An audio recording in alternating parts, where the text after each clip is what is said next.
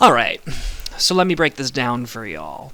I'm one of those nerds that tries to watch all the award nomination movies every year because I'm a freak. So naturally, when I looked at this list this year, I was excited to see a film directed by Sia among the nominations for Best Musical or Comedy.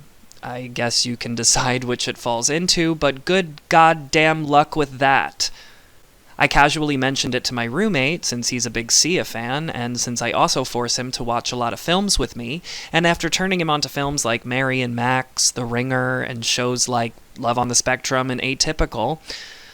His brother is on the spectrum, you see, and I am one that hasn't had much experience personally with people on the spectrum, so I've learned a lot from him and his well of knowledge, shifting my perspective, opening my mind, and teaching me some of the things I thought I knew in relation to people on the spectrum was actually very limited and outright stereotypical at the time. So when it came time to watch music, you can imagine how it probably went down.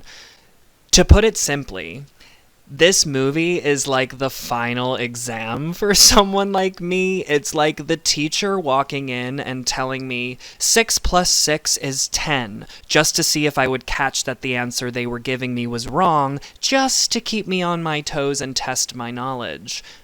That sort of test. Let me start off by saying that this movie is borderline offensive, and I'm sure you've heard that already everywhere else, but it is entirely true. If you didn't know, go look at Google, it's everywhere. I say borderline because that's important to distinguish. Maddie's performance as someone on the spectrum, which is performed more like someone with a severe brain damage thing, maybe, does come off as genuine and not like she's trying to offend anyone, but it does walk the line of mockery. So because the film isn't outright offensive, you're always questioning as the viewer if the film is actually offensive, which leads you in this weird purgatory state of emotion somewhere between regret, embarrassment, watching a car crash, and awkward, but never fully falling into either one of those emotions completely. The most important takeaway from the movie is that if you think some of the things shown in this film are not offensive, please go do more research about autism.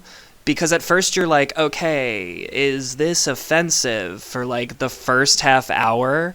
But when you see the entire story and elements of how it's used, you can say for sure that like, yeah, something foul in Denmark stinks.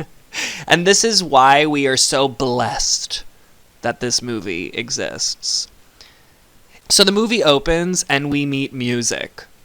Her name is Music. So like, when I heard the backlash, I originally was like, oh, maybe it's less about autism and more about how people relate to music, even through different mindsets, and it's just a little misguided. That was the optimism in me, but that all dropped when I heard the character's name is actually Music. Oh, Kate Hudson is in this too. She plays her sister. Her name is Zoo. For short.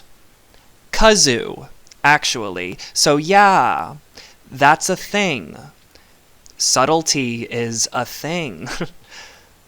Within a minute, we're transported to Teletubby Land and watch Maddie do Chandelier 6 years too late, and as she does this, she does this. Yeah. You tell me how you feel about that. One more time for science. But keep in mind, at this point, you're still like, oh, maybe this will go somewhere. The characters will learn things. So the nature of all this is still very unsure if you're a blind viewer. So we watch Mr. F, Maddie Music, go about her morning routine in which this girl, this one right here goes out every morning for a walk by herself. Like her grandmother literally sends this girl that needs help doing almost everything else in her life and can't communicate with anyone besides basic words and lets her walk around the block in the city. Now, I know people on the spectrum have every ability to do things on their own, but the way they've made Maddie's character, who is arguably like severely low on the spectrum, fun fact, they actually never use the word autism in the movie, she probably wouldn't be able to do that, maybe? Or at least whoever is taking care of her would be more aware of her. Now, this could work, I guess, if they somehow establish that autism is different for everyone, but they just don't. This walking thing is just a thing that happens and continues to happen throughout the movie.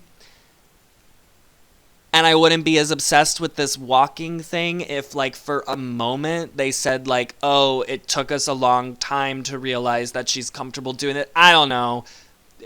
This movie is beyond fixing in places. So we follow her on her walk. She collects some National Geos. Her grandmother randomly has a stroke and dies. Sad, sad, sad. And the little old neighbor man comes and finds magic at home with the body. I'm also not going to harp on this too much. But about 2 seconds of that is enough to see what Maddie Z is throwing down with her performance. It's always that. It doesn't change. It doesn't grow. Moving on.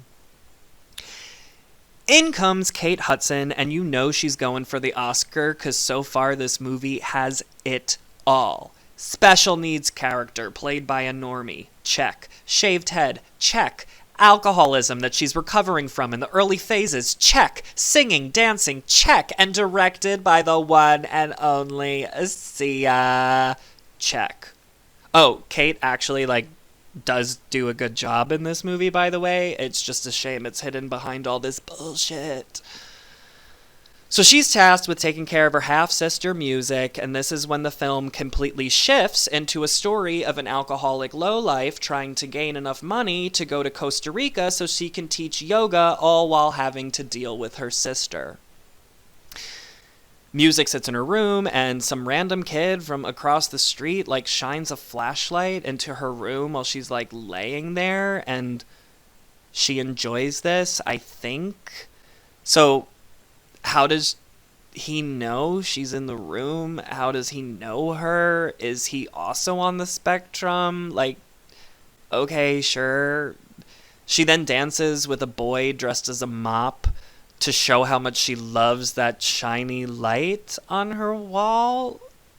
She's kind of like a cat, I guess. Is this offensive enough yet? No? Well, keep watching. So then we have this scene.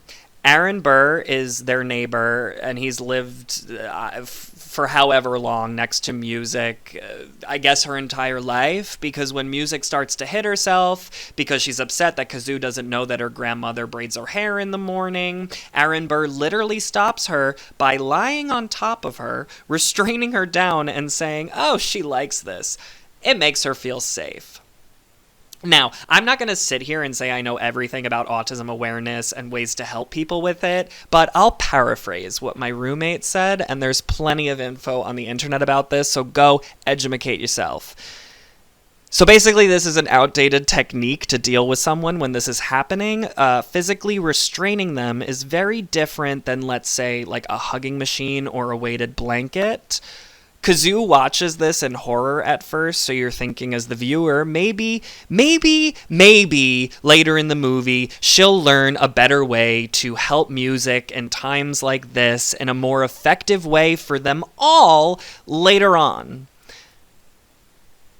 So it'll kind of do that thing that The Ringer did and be offensive at first, but switch gears onto the audience later and be this is what you thought was funny? Well, we're going to flip it, the good kind of controversy that some people might want. Spoiler alert, that never happens throughout the entirety of this movie. It just doesn't.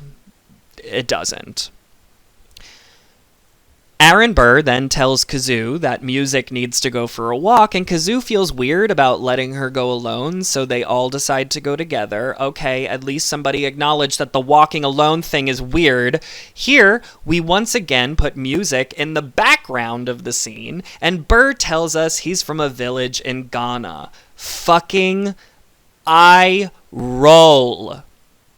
And his brother also has special needs. Fucking I roll. So he's the guru of info on how to deal with music because his special needs brother in Ghana existed. Oh, he's now dead, by the way. His brother, not Aaron Burr, although historical Aaron Burr, yeah, he's dead. But for some reason, like, he thinks it's okay to physically restrain music in that way. I don't know. Then they decide to go to the library and the boy with the light is there and we still don't know why. Are they going to fall in love at some point? Is he stalking her? What the hell's going on here? The suspense is killing me. The scene then suddenly shifts and we follow the boy home to meet his parents. They work at a laundromat and they're angry. Very, very angry. And dubbed over. No, seriously. They're dubbed over. Remind you why we adopt this. We don't know what they're angry about. They're just angry. Kazoo is mad she can't find grandmother's money in the house because Costa Rica is waiting for her headstands. Space paradise. Costa Rica. Gonna get a plot of land, live by the ocean, grow my own food, teach yoga.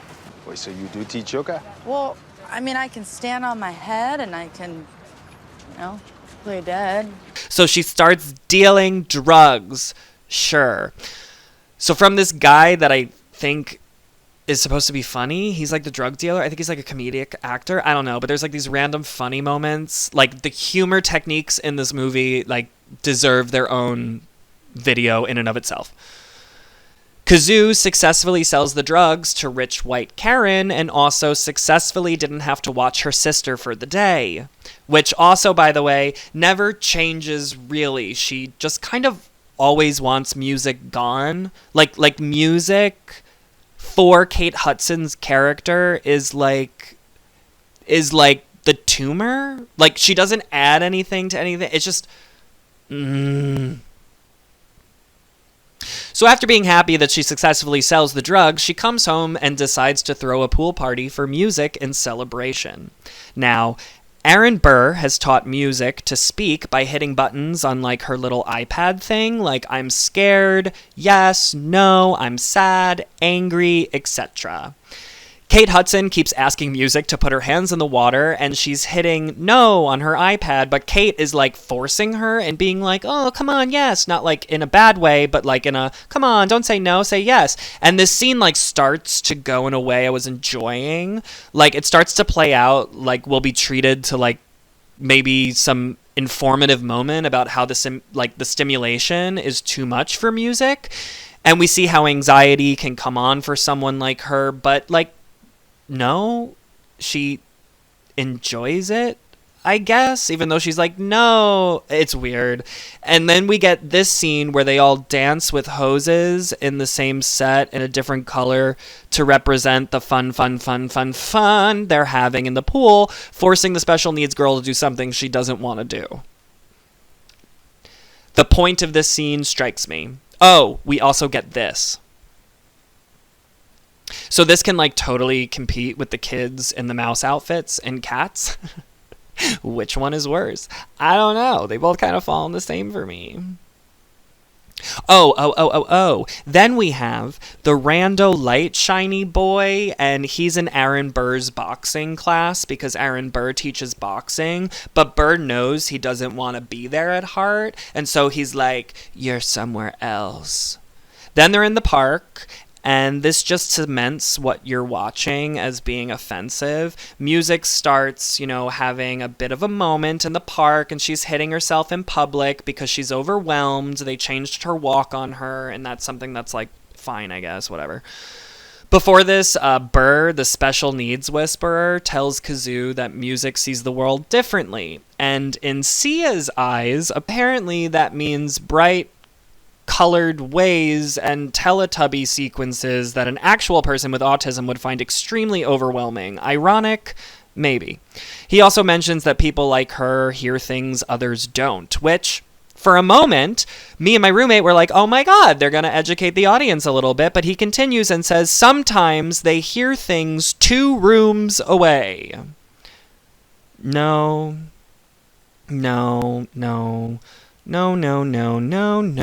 Maybe they focus on things that go unheard by others, but holy fuck, that's superhuman and like not in any way accurate from what I know. So that happens.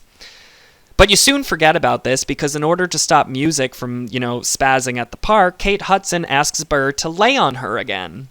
But he says, I won't get on top of a screaming white girl in the park, which is probably the only moment this movie isn't tone deaf to the times that it's coming out in. So, snaps. So Kate does it. She lays on top of her sister in the most outdated, uncomfortable way you could imagine. And this is treated in the movie like a growing moment between the two of them. Like they had a perfect arc set up and teach the audience that restraining isn't good and maybe have her calm down through, music, which is the point.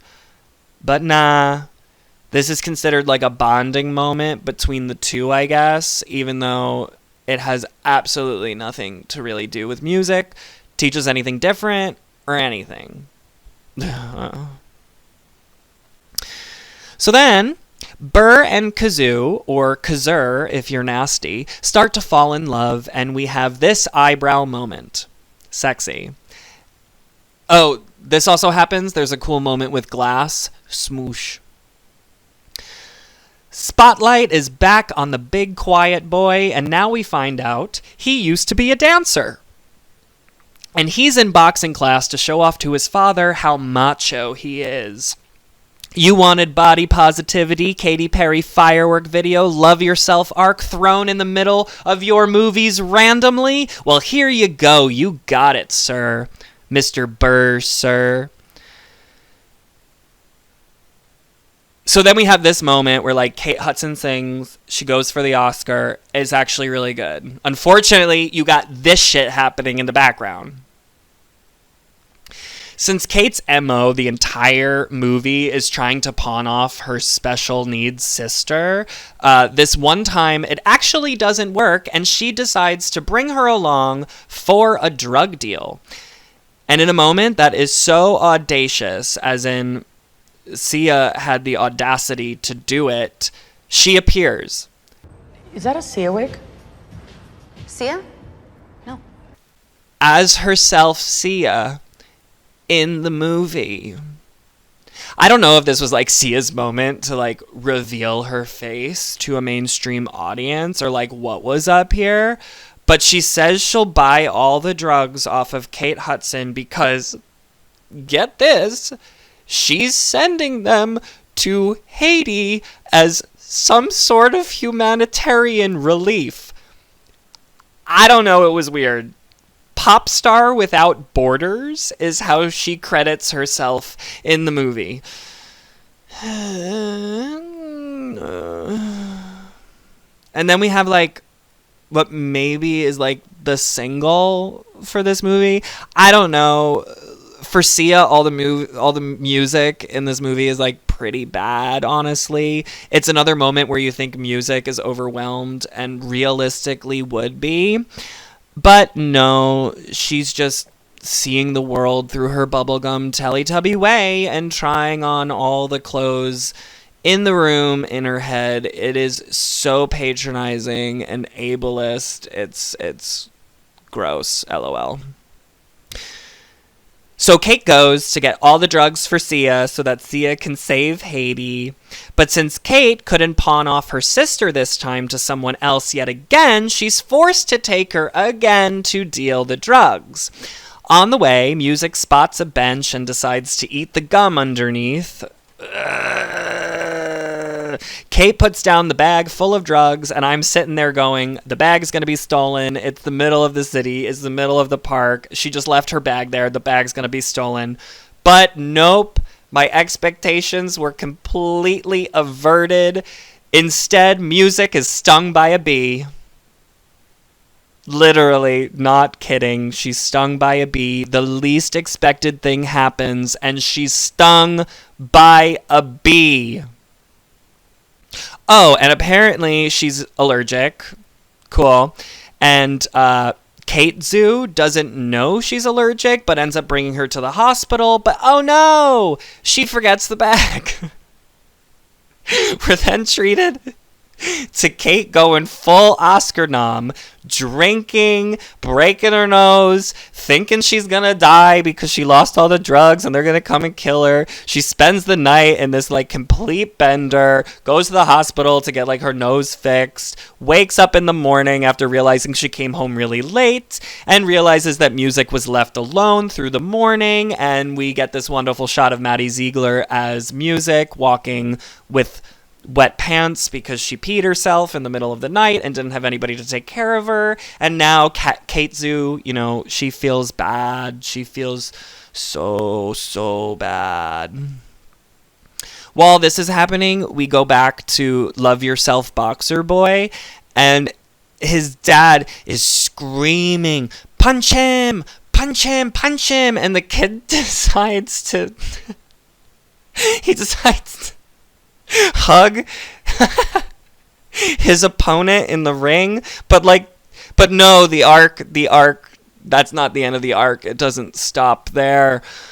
When he gets home and he sees his dad yelling at his mom, because dad is abusive naturally, so he starts choking mom out, and the kid stands up, ready to fight. His big moment, he tries to grab his father, but his father hits him, he falls and dies. The son, he falls and dies.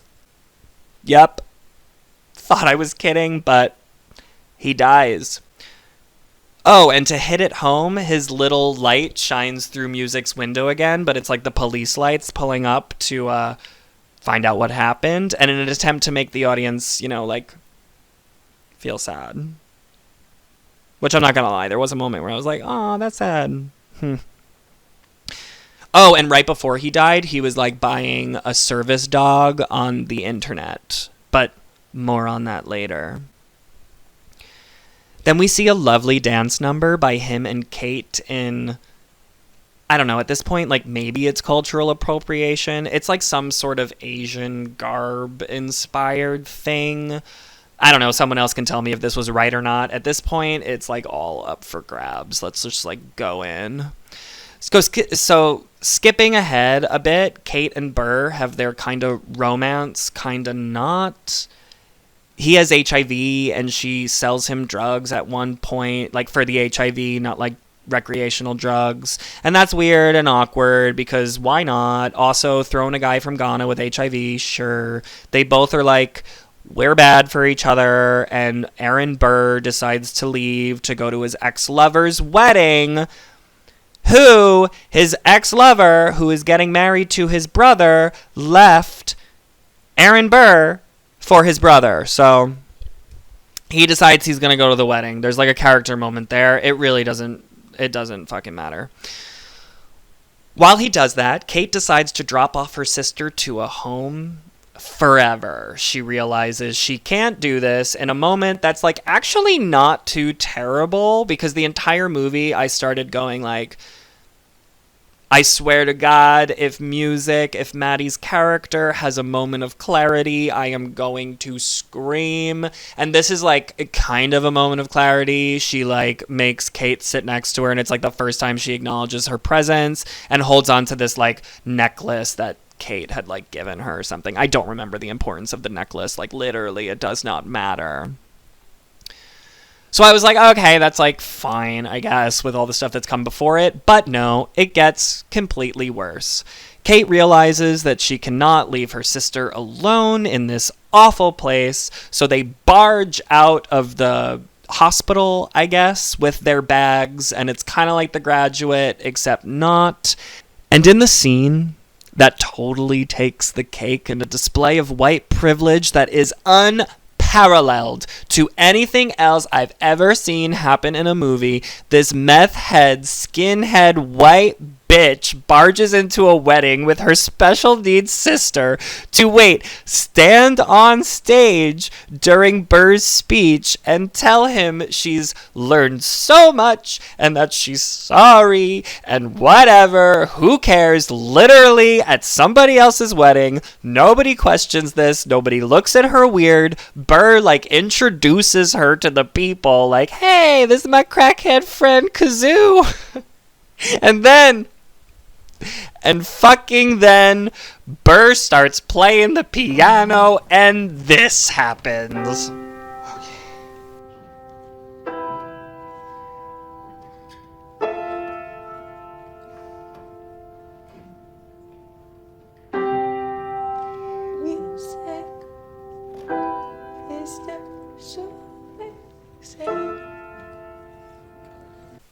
Now, just for a moment, think about this happening at your fucking wedding. This moment.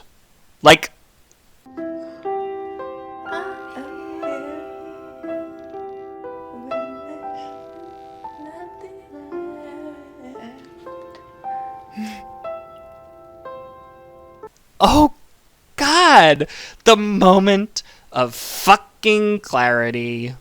Ugh. The final shot of the movie, remember that service dog that I'm sure you've been waiting on the edge of your seat for? Yeah, that kid that we don't know how he knows or is friendly with music actually was ordering the dog for her. So the movie ends with music being licked by the dog.